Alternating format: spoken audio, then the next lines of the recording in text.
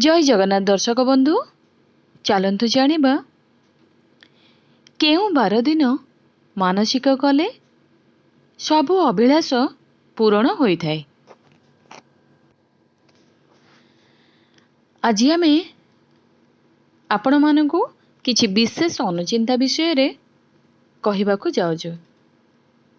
जदि आपणको कौनसी कार्यरु सफलता मिलु नहीं ताहले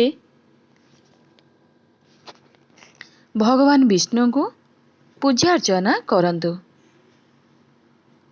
गोमाता को पूजा करी सबुज चारा खाइबा को देले पुण्य प्राप्ति होइथाय एवं समस्त पाप क्षय होइथाय।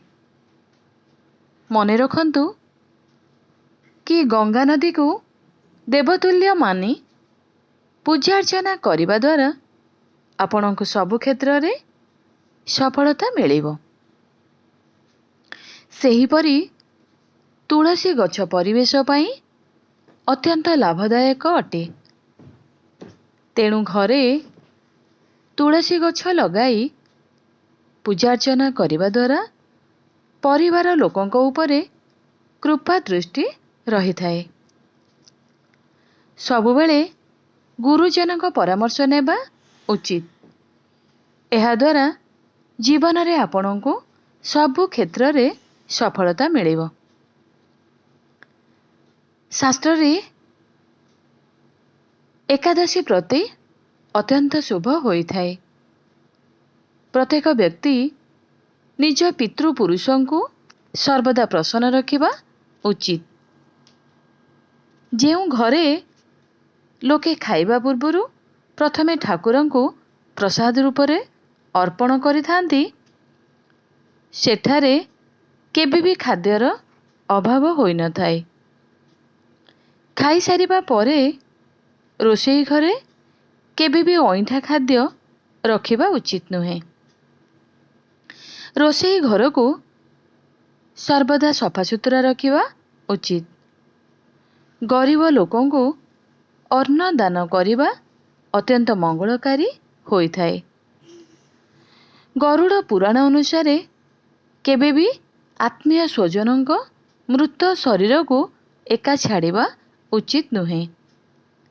सूर्यास्त परे कौनसी व्यक्तिंकर मृत्यु हेले शवदाह परदिन करिबा उचित। सबुबेले सुगंधित वस्त्र परिधान करिबा उचित।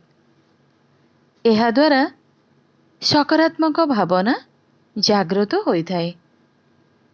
केउ व्यक्ति धार्मिक कार्य तथा ईश्वरों को अपमान करिथाय ताकु मृत्यु परे नरक प्राप्ति होइथाय। गोटे नड़िया को कणा करी सेथिरे चीनी पुराई कौनसी सुनसान स्थान रे पोती देवा शुभ होइथाय। अमावास्या दिन कुकुर को रुटी, गाई को सबुज घास, माछ को अट्टा गोली खाइबा को देले पुण्य प्राप्ति होइथाय। प्रत्येक दिन दांत सफा रखिबा उचित। नचेत दांत माध्यम रे शरीर असुस्थ हेबार संभावना रही थाए। सर्वदा निज बाणी उपरे नियंत्रण रखिबा आवश्यक होइथाय।